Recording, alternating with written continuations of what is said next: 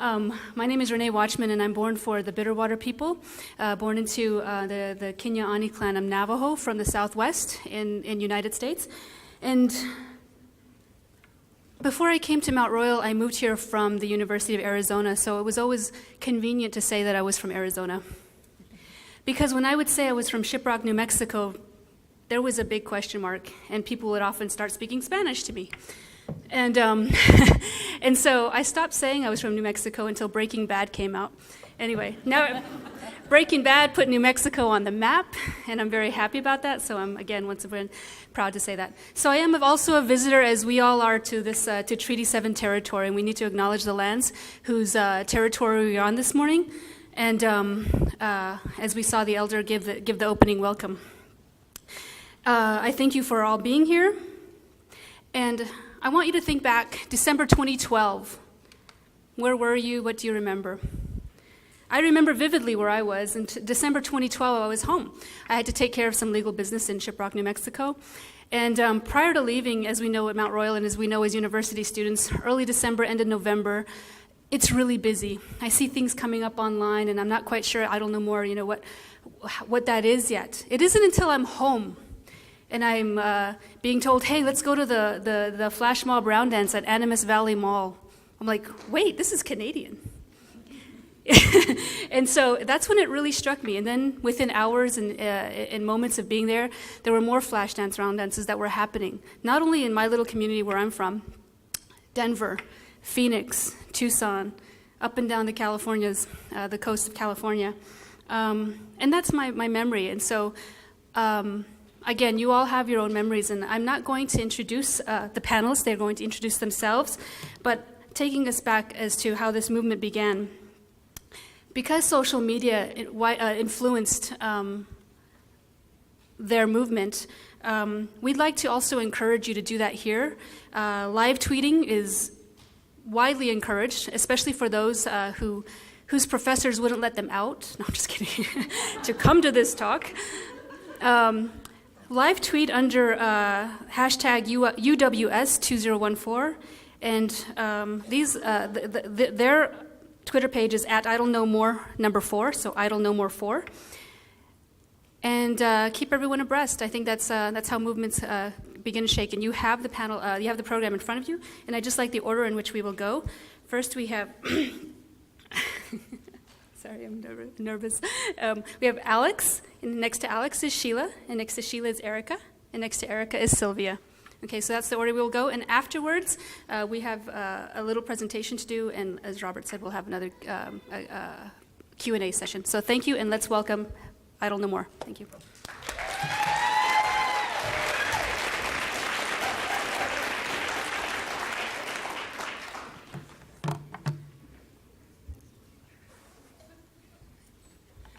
Okay, Tansi. I'm Alex Wilson, and I just want to start by thanking you for the invitation to be here, especially to the Tsuut'ina First Nation whose territory we're on, and also to the Treaty 7 territory. And thanks to the conference organizers. And I also wanted to acknowledge and recognize all of the Idle No More organizers that are from this region, and we'll talk a bit more about some of the work that they've done and later on. So thanks for the intro, Renae. And I think, it's been kind of a whirlwind in the past less than 2 years that Idle No More started, and we're kind of go through some of that. And you may want to take out your pens and papers if you don't have them, because there's an exit exam. You're stuck here till you pass. But we do also honor Indigenous technologies, and that is one thing that Idle No More is based on. That's Indigenous philosophy. And this painting here is used with permission by the Ojibwe artist Daphne Ojik, who spent a lot of time in Cree territory, where we're all from. And we like to start with this because it is a depiction of our Cree and Ojibwe origin story. And that's our starting place because, as many of you know and live, Indigenous peoples have been on this land longer continuously than any other peoples on the planet. So by starting with the story, we're acknowledging that the racist doctrine of discovery is false. And so we're starting from a Cree or an Indigenous worldview, and that's the place where Idle No More comes from. To tell this story, probably today isn't the appropriate time, first of all, because sometimes it can tell weeks to tell it properly, but basically some of the features of it are that we came from this land. And as in other Indigenous communities, we don't have a conflict between science and our Indigenous understandings of cosmology, because they're one and the same.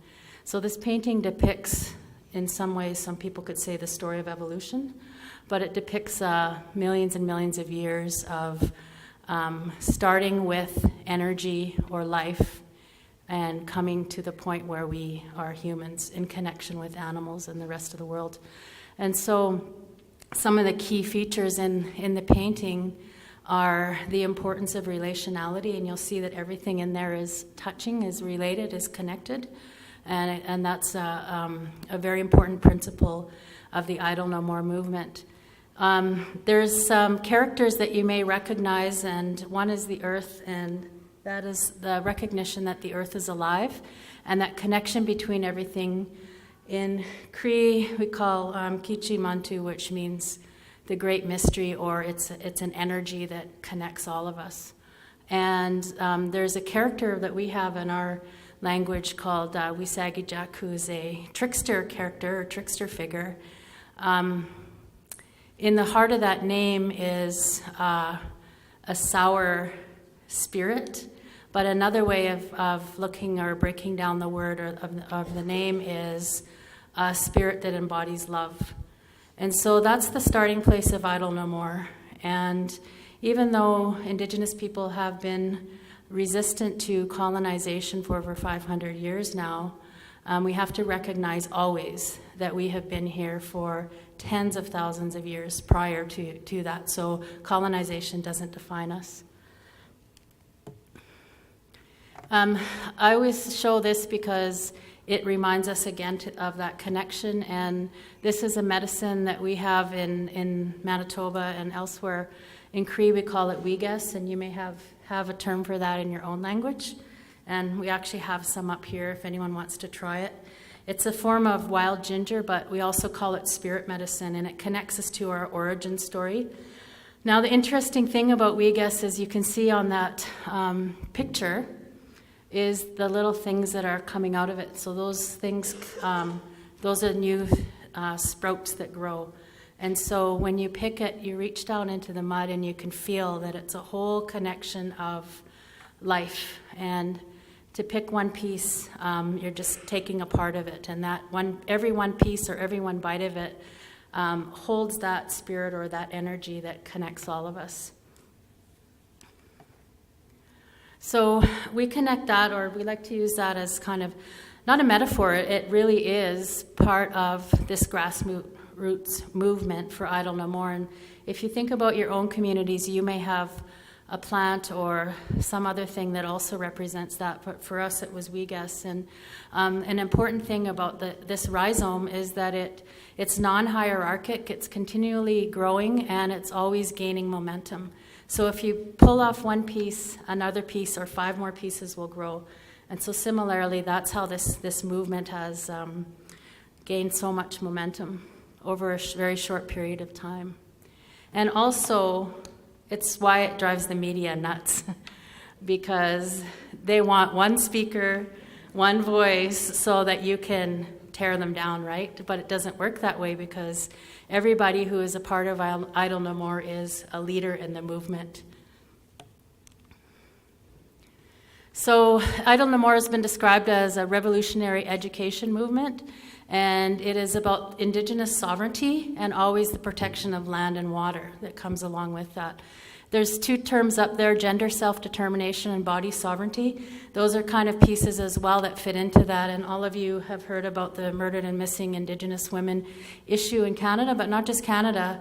In the U.S., Mexico, Central, South America, and elsewhere in the world too, it's a huge issue that obviously is not getting enough attention. So if we go back far enough, we can look at the roots of how that started. And part of Idle No More is to raise awareness and education around different forms of oppression, but to undo it through starting with our own gender self-determination. So that's rejecting European concepts of gender binary, and with our own sovereignty over our own bodies, because we cannot be sovereign as nations unless we have sovereignty and say over our own bodies, first and foremost.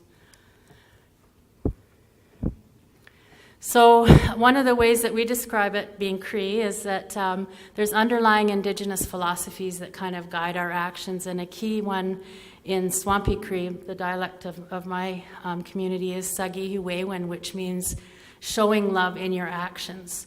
So it's not a theory, it's an action-based, and hence the term movement, I suppose. And so this is something that I always try to return to, especially when times are getting kind of stressful or difficult, as it does in many movements or just in life in general. But this underlying philosophy endures, and I think is what has allowed us all to keep moving. This is just a map that shows where I'm from, and I'm from the Apasquayak Cree Nation, and you can see that it's part of this Saskatchewan River Delta, which you're also a part of. And we have seen a lot of the environmental change very rapidly in our own community, and so some of the issues that we have are the destruction of the Saskatchewan River Delta, excuse me, nuclear waste storage, logging, mining, and other issues as well.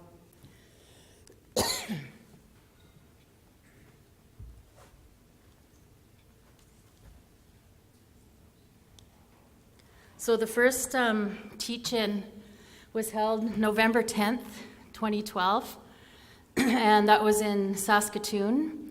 And then very quickly, there were national days of action and then international days of action. So by December 10th, the movement had gone from a very small teach-in to worldwide.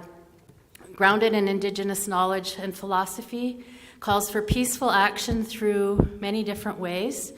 And, you know, this conference is about the interconnection of the environment, technologies, and communities. And so Idle No More very much does represent that interconnection, especially through the social media.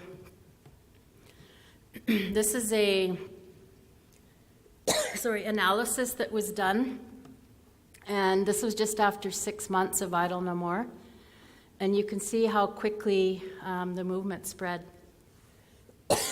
Sorry, I've been in the bush for like 3 months. I haven't seen people, and this is the most I've had to talk in many weeks. This is another part of the analysis that we found to be very interesting, because the very first webpage was actually a blog. And it had the option on the blog for gender. And so just in the first few couple weeks, there were 989 females that indicated their gender, 650 males, and then 50 other. And so even though the kind of categories are problematic, I think it's interesting to note this, because just by providing the space for other, or, you know, for another non-binary gender, people start identifying that. So from the very beginning, from the very beginning, the movement was open to solidarity, but also recognized, you know, non-binary gender. And incidentally, on December the 10th, the website was getting 13 hits per second. And then on January the 18th, it was getting 32 hits per second. So you could see that that little blog couldn't handle it for very long. And so then it went to a larger web platform. This is today. You'll see on the right side there that there's a database of over 295,000 people. There's 132,000 on one of the Facebook pages, and incidentally, That main Facebook page was started by the group right here in southern Alberta, and so thanks to the organizers here for doing that. There's over 117 people that participated, 1,000 people that participated in events, 23,600 Twitter followers, 15,000 on the email list, and 700 plus Facebook groups all around the world. So you can see people say, oh, is Idle No More kind of died? Well, you can see that it is continually growing. In fact, it's way bigger now than it was a year ago even.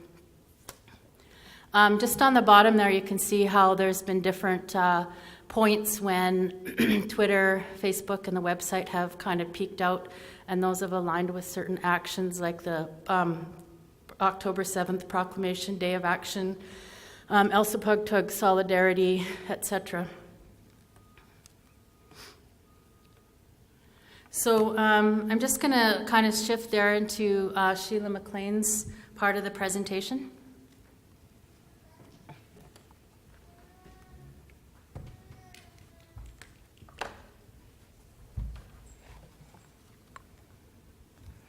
Thank you, Renae, for that introduction, and I'm so honored to be here on Treaty 7 territory. I'm from Treaty 6 territory, and I get asked often how a white settler became involved in solidarity work with the Idle No More movement, and I think a lot of it is about relationships, and the three amazing women that I'm here with are my colleagues, my teachers, my mentors, and also dear friends, and so we actually knew each other long before the Idle No More movement started. Erica Lee was a student of mine. I'm a high school teacher. Alex is one of my supervisors for my PhD, along with Dr. Verna St. Dennis. And Sylvia McAdam and I actually met on Facebook and started a relationship there, liking each other's comments and liking each other's posts. And it was then that I was organizing in Saskatoon a rally against an MP that had set out literature, and it was Erica Lee that had showed me the literature where she was basically celebrating the fact that they were making cuts to refugee health care as a conservative party. And so we decided to have a rally. And when I posted it on my Facebook, Sylvia McAdam was the first one to comment, and her comment was eloquently, "Holy crap."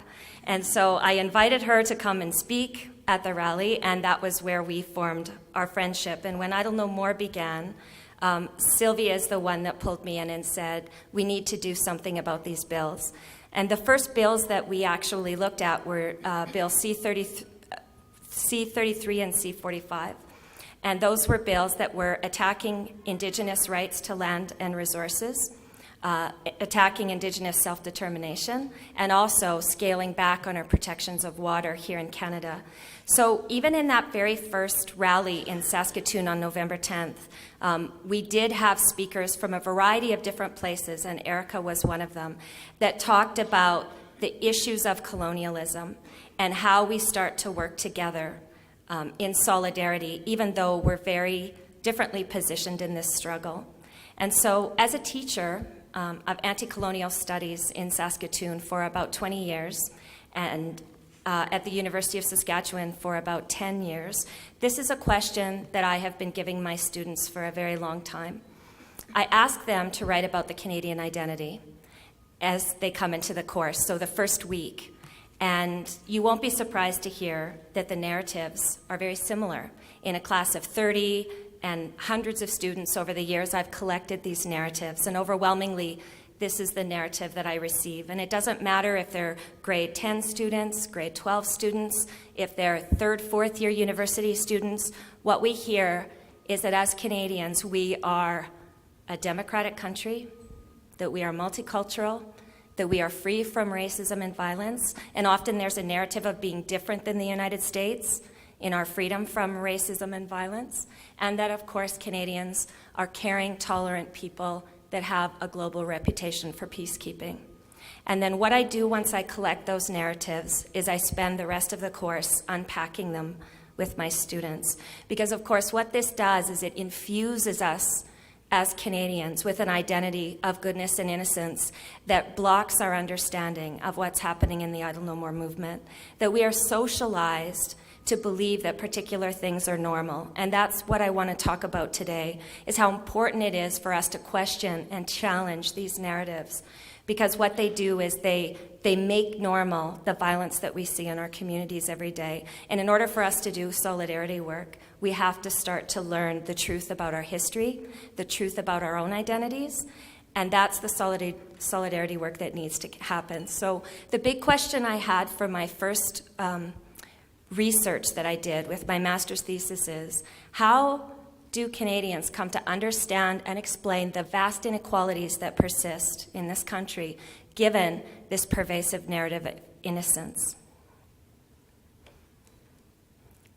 And of course, one of the ways is the erasure of Indigenous peoples from the landscape. Now, this is a piece from the Group of Seven, one of the most famous groups of painters, 7 white settlers that are men, that paint pictures of the landscape as empty.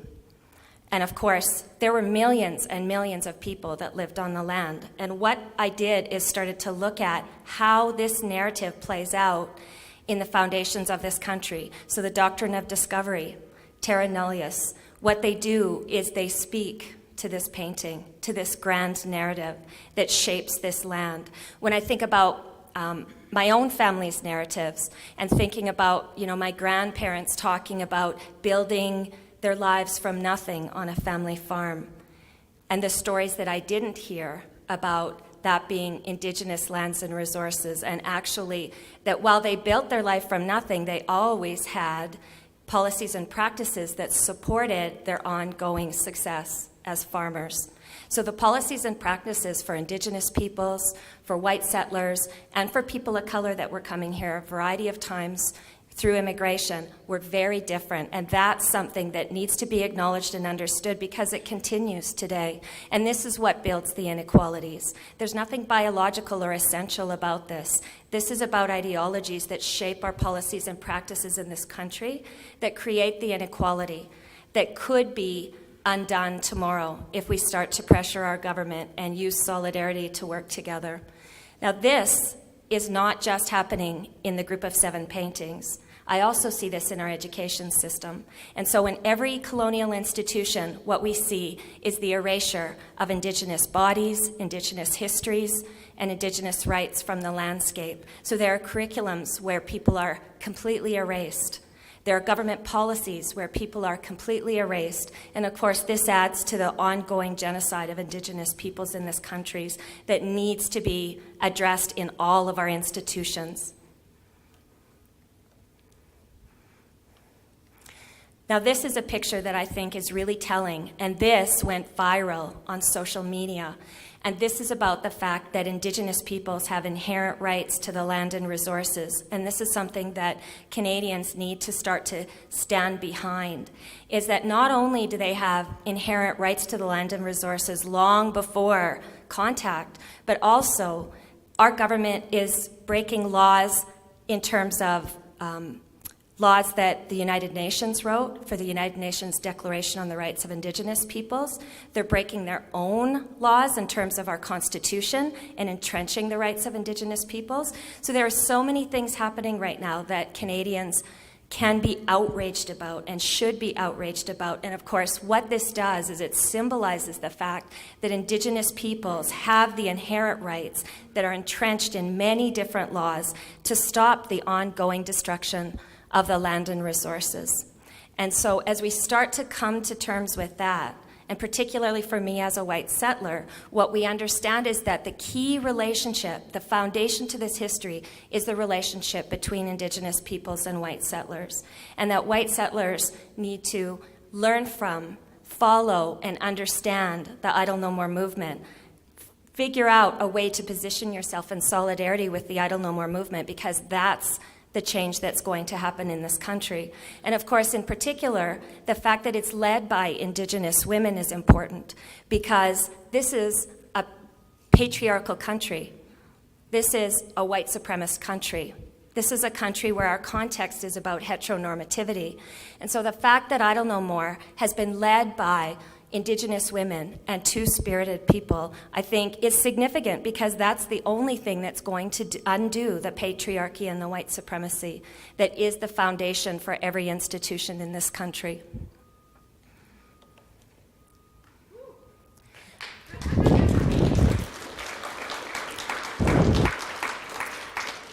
The last thing I wanted to show you is a quote by a dear friend, actually, Martin Lucas, who is part of Defenders of the Land. And a year ago, maybe a year and a half ago, Defenders of the Land contacted us, and they said, we think we need to work together. And for those of you who haven't heard of Defenders of the Land, they're a network of Indigenous communities that came together in 2008, realizing that they were all facing the same thing, which is ongoing destruction of their lands, of their territories. And so they came together to try and, instead of fighting individually through court case, through nonviolent direct action, through constant negotiation, what they decided to do instead is form a community that could try and work together to stop the ongoing attacks from the Canadian government.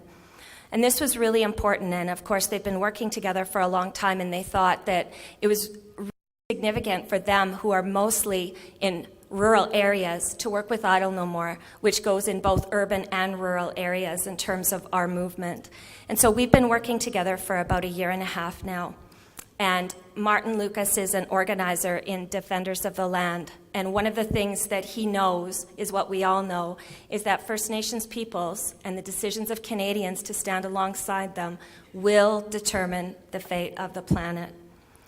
And as we move forward, we think a lot about solidarity and what does that look like and what does that mean. And of course, I've been doing solidarity work for a long time, but every day is a learning experience for me. And it's a lifelong learning process. There is no time when you're done. This is something, as we're positioned differently, that we have to continue to unlearn and unpack all of the colonial messages we get daily that makes violence normal, that makes racism normal, sexism normal, homophobia normal.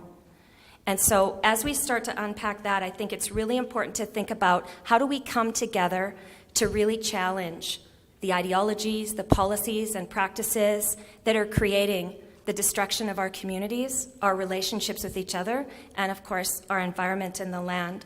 And so we've been working with some amazing groups.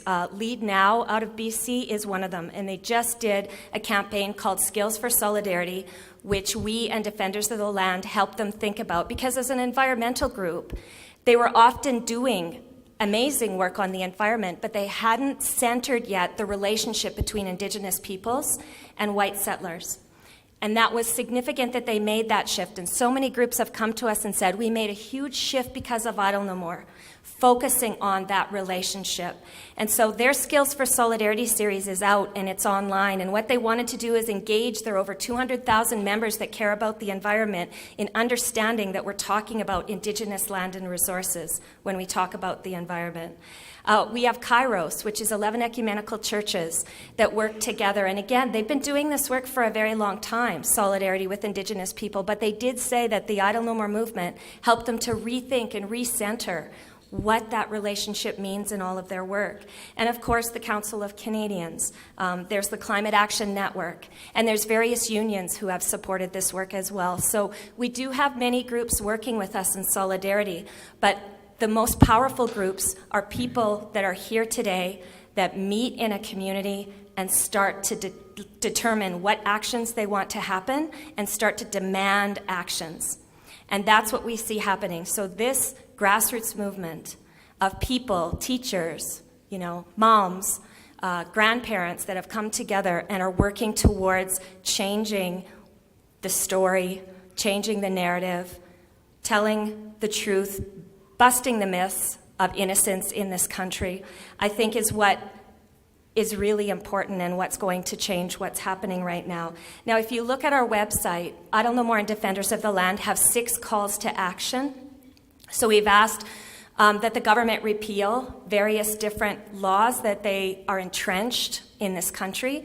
And in particular, we've asked for an inquiry for missing and murdered Indigenous women, but that inquiry or commission or research take place with the leadership of Indigenous women. So they would determine what everything looks like. And they would also determine the outcome of the research, and that research would be, and the recommendations from the research would be implemented, which doesn't always happen when the government does a commission or an inquiry. What we often find is because it's a colonial government, those recommendations aren't implemented the way they should be. And there's many recommendations from RCAP, the Royal Commission on Aboriginal People, that still have not been implemented. And as Canadians, we should be outraged. There's 140 reserves right now, more than that, without clean drinking water. And as Canadians, we should be outraged. So there's so many issues that we can start to work on in our communities. And I'd just like to leave you with this, that there's so much hope in Idle No More. And I think we're all here inviting you to join in whatever way you can and whatever skills you have to be able to get involved in the movement and think about how you can position yourself in solidarity with the movement in this space, in this time, in whatever work that you're doing, I think is really the key to moving forward together.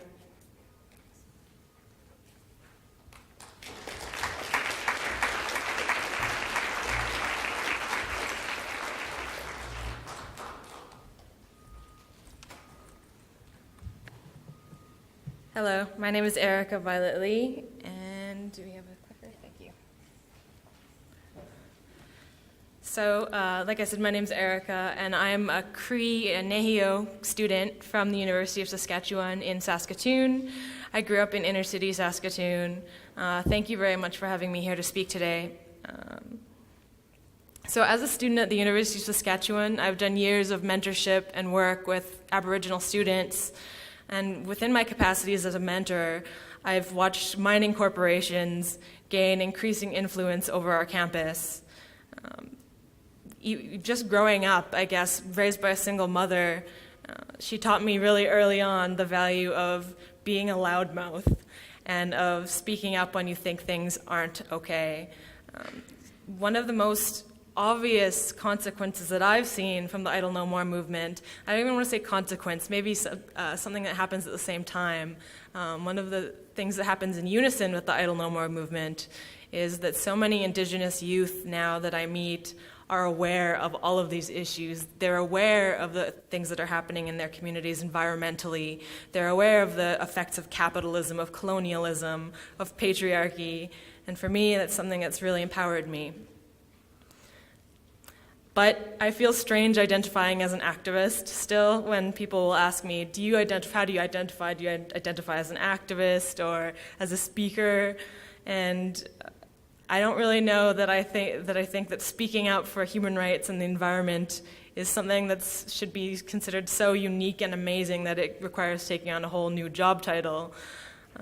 I feel especially strange identifying as an activist because over the years, and especially within the last few years of my work with Idle No More, I've met people who have been resisting on the front lines for decades, who never once think of themselves as activists, right? It's just something that they do for survival and also because they know it's the right thing. So up here is a picture of the very first Idle No More, so titled Idle No More gathering in Saskatoon on November 10th, 2012. I spoke at this rally, and this is a picture of Cody Dill, an amazing slam poet, doing some of his work here. There was about 100 people, I think, at the first rally, and it was just sort of the small, any of you who are active in organizing will know that it's always the small core group of people that are at every single event on every different issue. So it was that core group of people. And I've had the chance to speak a lot of places about this, and one of the questions that people ask all the time is, do you remember being in that room, and do you remember thinking, hey, this is different, this is going to turn into a worldwide movement? And actually the only thing I remember is that it was snowing, and there had been a blizzard the night before. This is very appropriate considering as how I came from Saskatoon, where it was 30 degrees the other day, and now it's snowing here. And this is one of my main memories of that winter, is the amazing amounts of snow and the freezing temperatures and people outside round dancing. and how amazing and how well that exemplified the resilience of Indigenous people. So this is a picture of me when I was about 10 years old. The picture is significant for me because it reminds me, it was the summer before I started grade 5. And in grade 5, I remember, I can pinpoint almost the exact moment that I started realizing I wasn't white, first off. It wasn't a discovery of my own identity as an Indigenous person, but rather a recognition that I was something less than, or I was conceived as something less than, that I was something deficient, something undesirable. For the first few years of my education, I was lucky enough to go to a school in inner city Saskatoon where I got to learn Cree and hear stories from elders at lunchtime, smudge, but also be surrounded by other First Nations students and teachers who were from a relatively similar socioeconomic background. As I grew up, I started to encounter more images around me, more of the racism, of the things that people say casually on the streets when talking about Indigenous people, some of the misconceptions around our history, and the images in the media that are portrayed of Indigenous people. So one of the images that really defined my youth growing up, I guess, or looking back on it, was that logo. It's the second one from the right on the top. And you see there's a bunch of famous sports logos here, and that one was the Bedford Road Redmond logo, the high school I went to. And that was a logo that I wore on all my gym clothes, and I was a cheerleader, and so I was like, yay, go Redmond! And I didn't think for a second about the implications of that while I was doing it. And so I have actually Sheelah to thank for sort of poking me in that direction and saying, hey, why is this okay in a city, in a school where there's so many Indigenous kids, where we're still less than 50% of us make it past high school, and these sort of archaic images are still okay. Essentialist depictions of Indigenous people are so common, these stereotypes that strip us of any kind of individual identity, any community history, and that reduce us to caricatures. The images that say we aren't humans and that we don't exist except as sports mascots. And of course, they're always men too, the stoic, fierce warriors. So growing up and seeing those images like that, and images of racism, of colonialism, of the same narrative constantly blasted in my face as a young Cree girl, Idle No More really just kind of blew that out of the water for me. It represents a turning point in our history because it challenges archaic representations of Indigenous people that deprive us of autonomy. After generations of resistance, those most vulnerable in our society are finally continuing to refuse to remain silent regarding the denial of our most basic human rights. And quite simply, for the Indigenous women who lead it, Idle No More is not just activism. It's a fight for survival and a striving for something more. So as a young kid, the reason I like sort of reflecting back on that picture of myself is I didn't recognize at the time how much power being a young Indigenous woman I could have. So part of what those negative images did for me was strip me of the belief that I had any power to change things, to act as myself, since I was being lumped into this giant group of people that were considered only by stereotypes. So we had these big, beautiful, amazing rallies that were so magical, and I remember when we were having a flash mob brown dance almost every other day on campus or in Saskatoon and all over. How many of you have been to a flash mob brown dance or had been to a protest at all? And they were just these beautiful, shining moments. And I remember when they started to die down a little bit more, like when they weren't happening every day or weren't being portrayed in the media as happening, that's when people would start saying, well, Idle No More doesn't exist anymore. Clearly it's over. So even more, I think, than the giant, beautiful rallies that happened, it's it's about smaller actions. And so this is a picture from a rally in Norway of Sami people. And Sami people are the indigenous people of Scandinavia. And that's something I didn't even know about until I started getting involved with Idle No More, is that there's indigenous people all over the world, in places like Scandinavia, Brazil, Palestine, Australia, New Zealand, all over the place, right, that identify as indigenous, and we have these common struggles. So this is something that really brought out, and you know, there's nothing saying that this, well, it's beautiful and huge, is any more powerful than that. Or smaller actions, even, that we can take every day. So has anyone ever been to Chicago O'Hare Airport? So this is in Chicago. They have this team called the Blackhawks, you might be familiar with.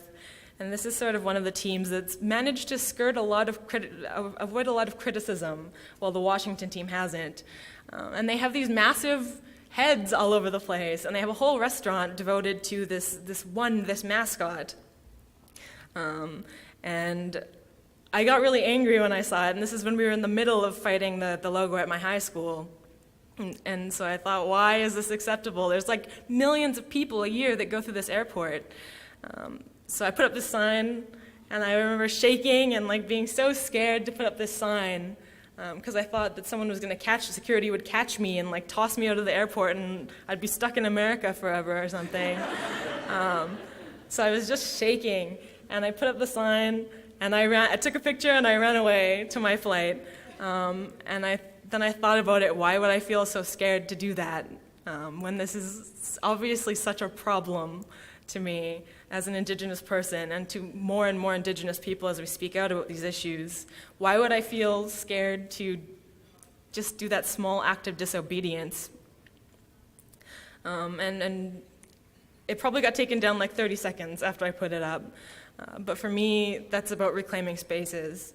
It's about little acts of deviance that we can do in our everyday lives, little acts of disobedience showing that we're not going to be complacent, and we're not going to be complicit in the oppression of certain groups of people. One of the spectacular things about Idle No More is that at rallies there are folks of all ages joining in, from children to elders. And these are some children from Thunderchild First Nation, which is my father's reserve, during a flash mob round dance in Saskatoon. We had this flash mob round dance in a giant mall, and they all started locking their doors and freaking out that we were going to rob the place or something, when we all just joined hands and did round dance songs around the entire mall. I remember posting this picture on the main Facebook page, on the Idle No More Facebook page, and it got thousands of likes, and there were critics that said, well, these kids have no idea what you're talking about. They're just holding signs and you're using them as props. But I thought, remember how I mentioned before, as that 10-year-old girl, I was one of those kids that was dragged around to rallies. I was dragged around to meetings, to anti-poverty coalition meetings, to community meetings by my mom. And I didn't understand the complexities of racism, of poverty, of hunger, of homelessness, of patriarchy, colonization at the time. But what I did understand was that the very presence of my body in a space was a political statement. My mom instilled in me from a very young age, as I said, the idea that if things are bad, you don't just stand there and accept it. You can do something about it. And that's what generations of Indigenous children are growing up knowing. All of the experiences of marginalization, exploitation, and dehumanization of Indigenous women in my life made me a feminist. But not because I believe we're vulnerable, helpless, inherently exploitable, but because I know firsthand that we're strong, capable, intelligent, and that I'm so much more than so many people still believe. What made me a feminist also made me passionate about Indigenous rights and the environment, and so I work within the Idle No More movement, which establishes a clear space for Indigenous women as leaders. I've spent the last 2 years listening to the stories of people from across the world, and the more I hear, the less I feel the need to say. because it's not the voices of that the voices of marginalized people are absent or silent because they never have been. It's that they've been forcibly silenced. So now more than anything, we need to listen and learn from those who are living the realities of environmental racism and genocide on their lands and on their bodies. Thank you. I want to thank each and every one of you for being here, and I want to thank the Creator and Four Directions and our Mother Earth for allowing this gathering to happen. And I want to thank the Indigenous people of this territory for inviting us into their lands and to the Treaty 7 people. Now, I am an ETO. I am from the Treaty 6 lands. My people took treaty there, and I'm a direct descendant of treaty makers. What I'm going to speak about here is it's really something when a lawyer or lawyers and a mother stands up and makes a stand. And I am a lawyer and I'm a mother. And if you Google my history, you're not going to see me being an environmentalist. I have no history of that. People have called me an accidental activist, but I don't know, I don't even consider myself an activist. I'm protecting my people's homelands. And I wanted to remind activists and environmentalists that it's all good to hug the trees. There's absolutely nothing wrong with that. I'm not being critical of that. But also you need to remember whose lands those trees are on. And those lands are what I'm going to talk about here. This is how it began for me. I was writing my book, and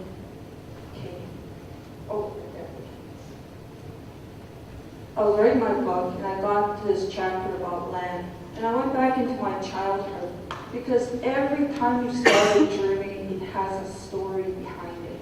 And that story, for I don't know more, for me, just the same as the other ladies here, these incredible ladies have their story.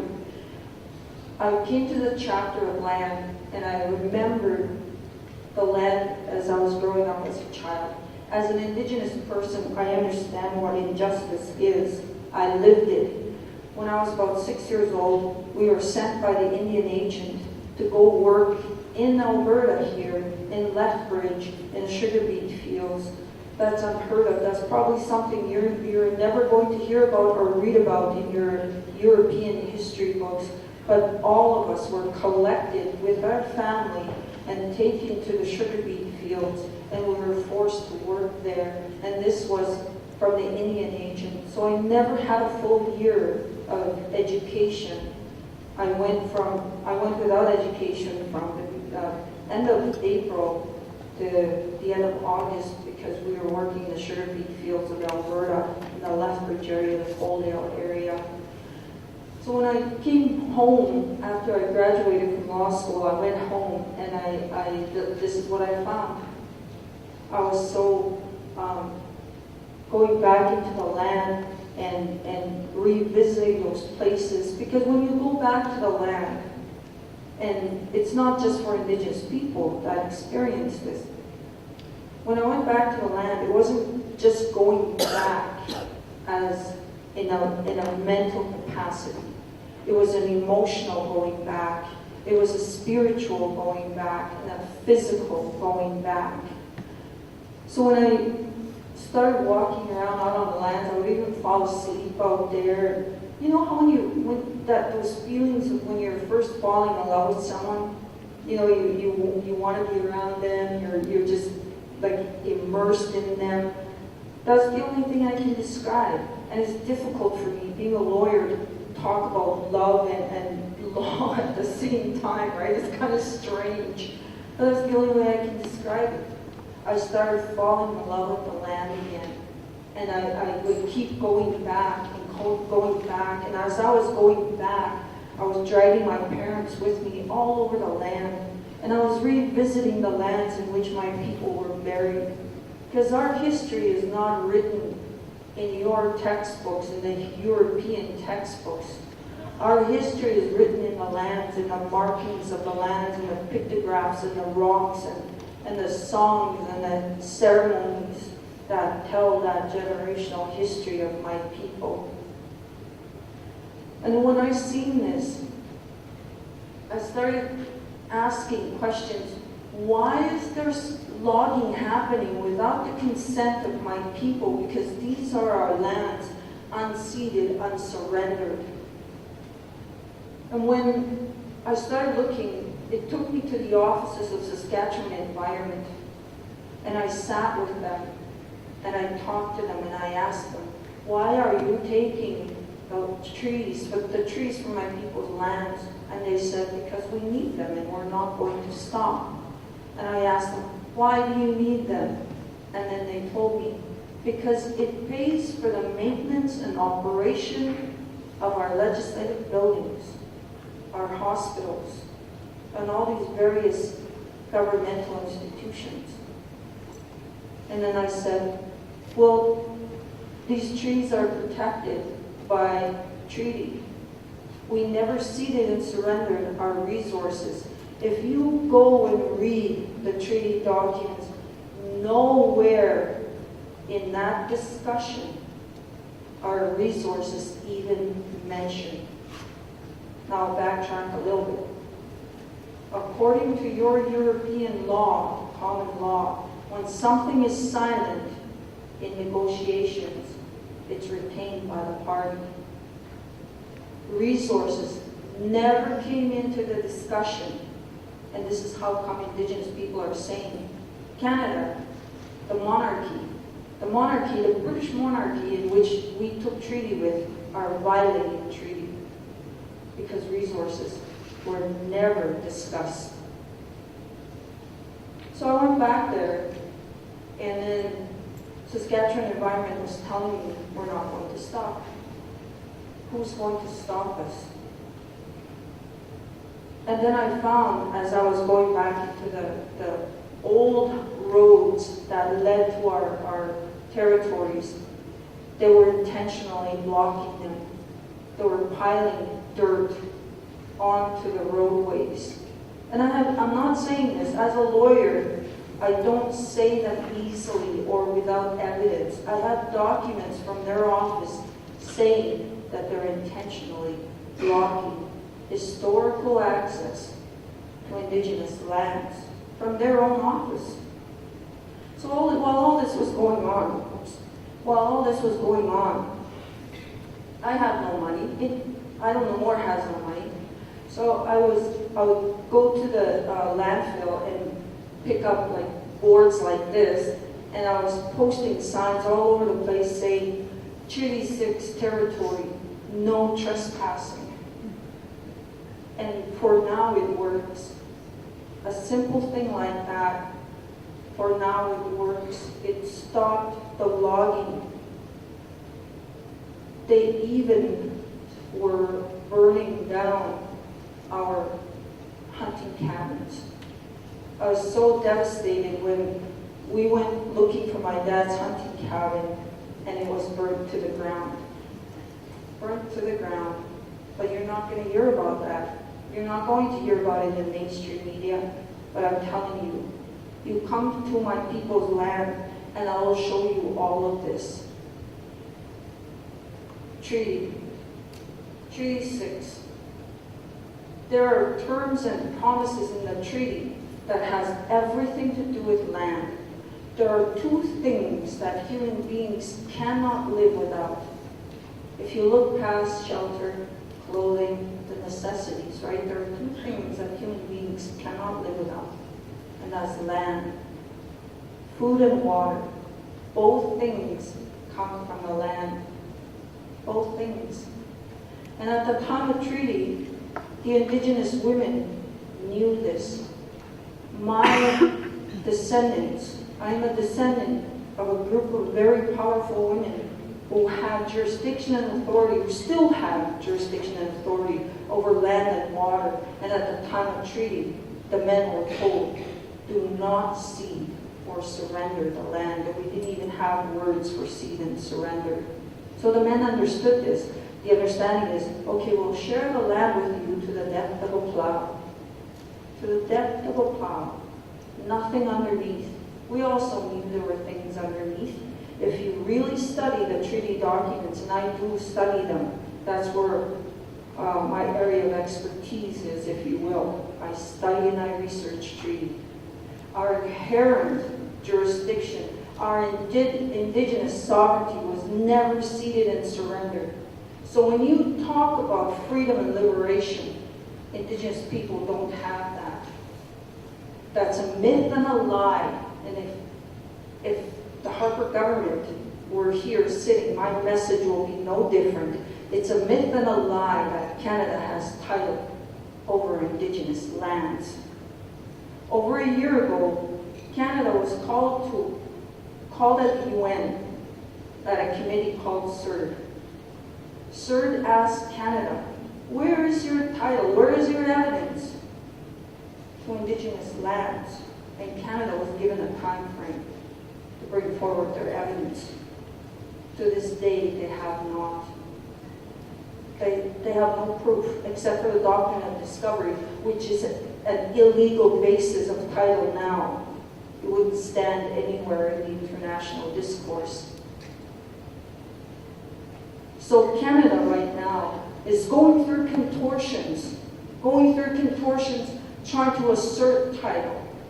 And how they're doing it is through their Canadian Parliament.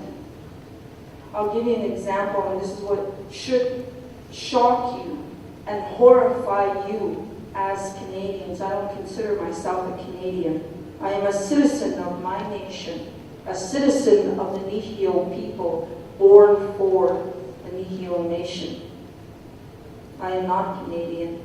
You, however, are. And you should be mortified and horrified that your parliament is pushing through bills at an alarming and questionable rate. It's been proven that the Conservative government is a fraudulent government. That's been proven, and yet the Canadian citizens are moving along as if it is a legal government. And these are the bills that are being pushed through without the consent, even though Idle No More is saying a resounding, no, you do not have our consent. They're still going through. What they're going to do is, without our consent, in a parliamentary process, extinguish and continue to violate our Indigenous sovereignty and the treaties in which Canada has been created on.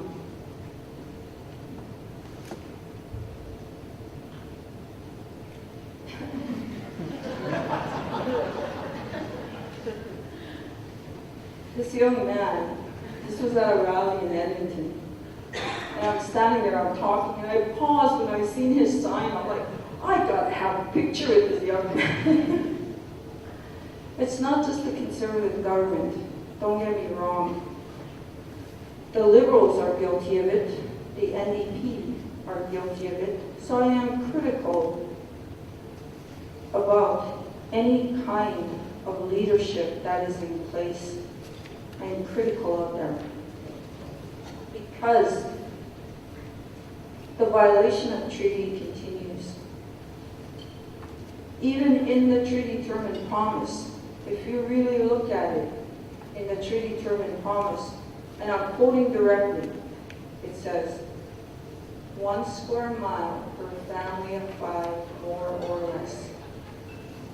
I have 7 children. The treaty term and promise says that I am supposed to get a 1 square mile to live off through agriculture and other economic opportunities. And with it comes agricultural assistance. The Indigenous people will continue to live in poverty. Do you know, I can't tell you what it did for me as an Indigenous person to realize and to understand that the poverty of my people is not their fault.